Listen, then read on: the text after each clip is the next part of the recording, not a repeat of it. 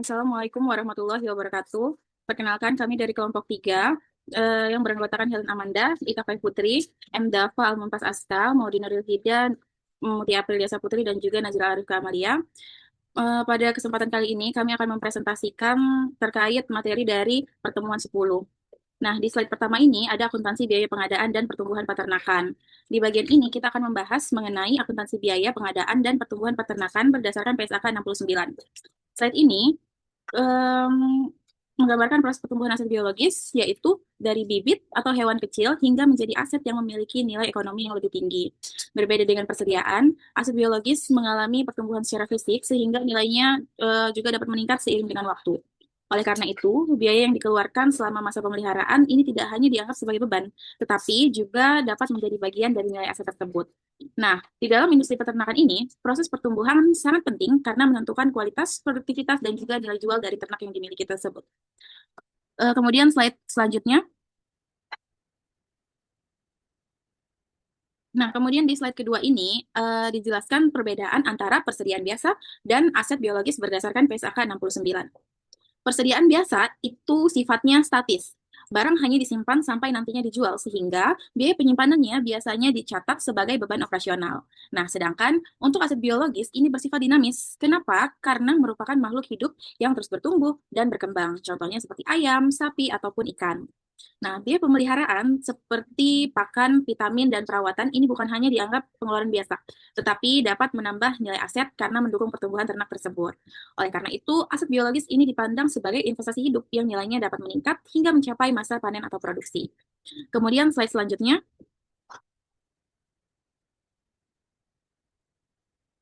Nah, di slide ini ada peta perjalanan fase praproduksi dalam akuntansi peternakan. Di tahap pertama adalah pengadaan dan pembibitan. Di tahap ini, aset biologis diakui sebesar harga beli ditambah biaya langsung yang berkaitan dengan pengadaan tersebut. Kemudian tahap kedua adalah pembesaran dan pertumbuhan. Di fase ini, biaya seperti pakan, obat, dan tenaga kerja ini dicatat sebagai bagian dari nilai aset karena membantu proses pertumbuhan ternak. Tahap ketiga adalah penyesuaian nilai wajar. Ketika aset mulai siap panen atau siap produksi, nilainya ini akan disesuaikan dengan nilai pasar yang berlaku. Selisih kenaikan atau penurunan nilai tersebut ini dapat diakui sebagai keuntungan atau kerugian dalam laporan laba rugi. Nah, dari tahapan ini kita dapat memahami bahwa akuntansi peternakan ini tidak hanya mencakup biaya, tetapi juga memperhatikan perubahan nilai aset biologis selama proses pertumbuhan. Mungkin itu yang dapat saya sampaikan. Selanjutnya akan dilanjutkan oleh rekan saya.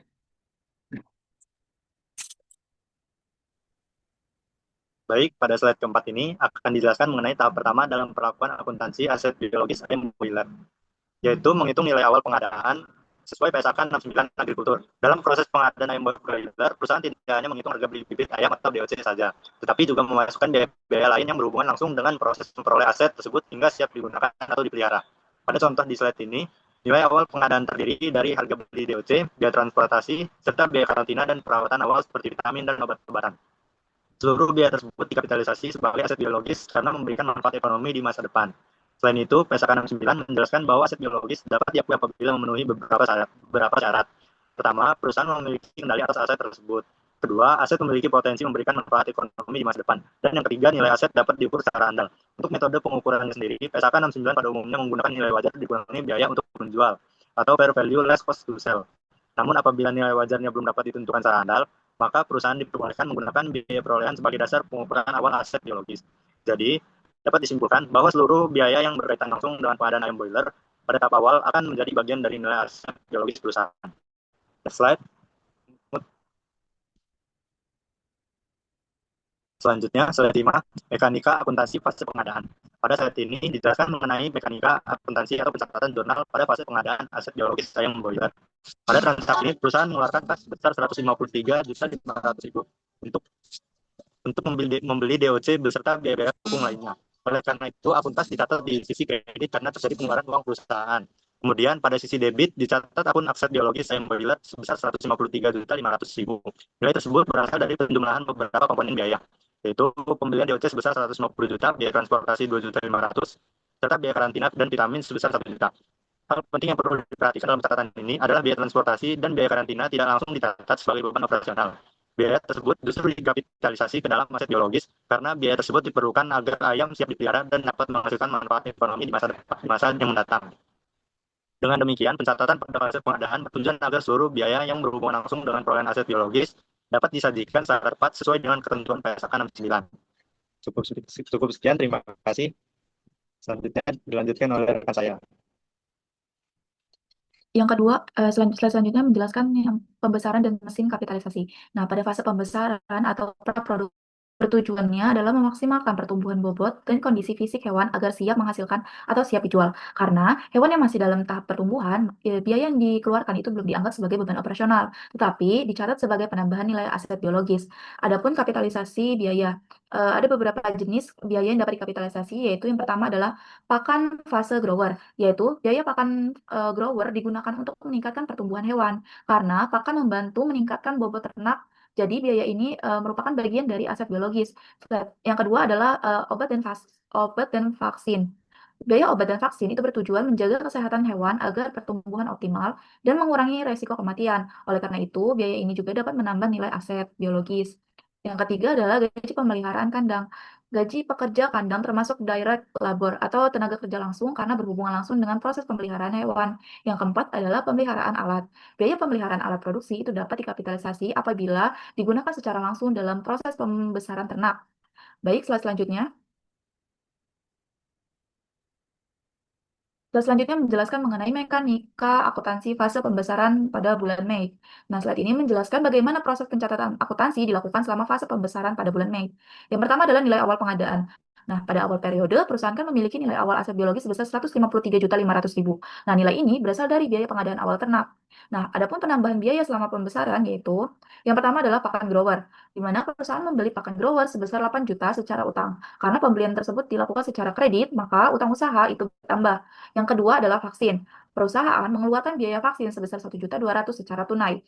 Jadi biaya ini dicatat sebagai penambah aset biologis karena mendukung kesehatan ternak. Yang ketiga adalah gaji. Biaya gaji pekerja kandang sebesar 4 juta itu dikapitalisasi karena terlibat langsung dalam proses pembesaran.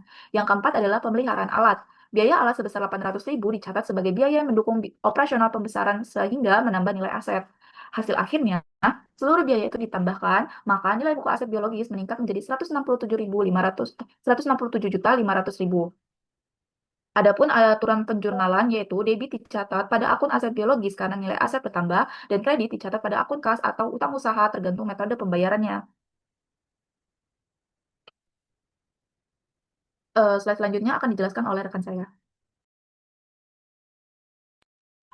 Pada slide ini, saya akan menjelaskan perbedaan antara aset biologis dan aset tetap pada industri peternakan.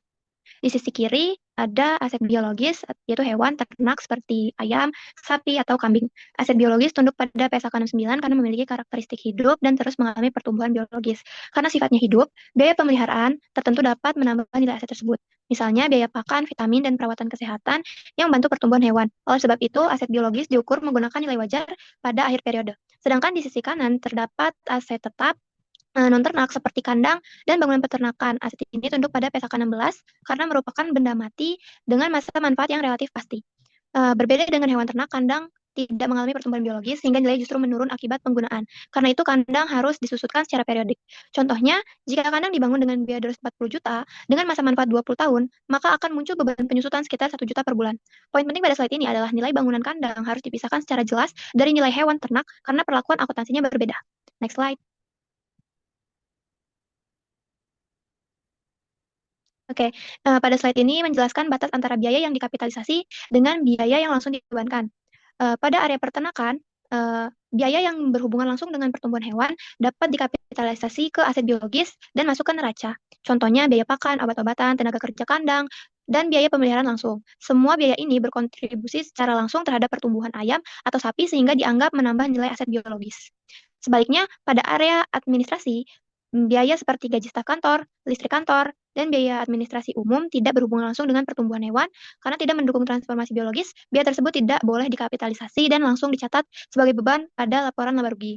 Prinsip utama PSAK 69 di sini adalah jika biaya tersebut tidak mendukung pertumbuhan biologis secara langsung, maka biaya tersebut tidak dapat dimasukkan ke nilai aset biologis. Selanjutnya,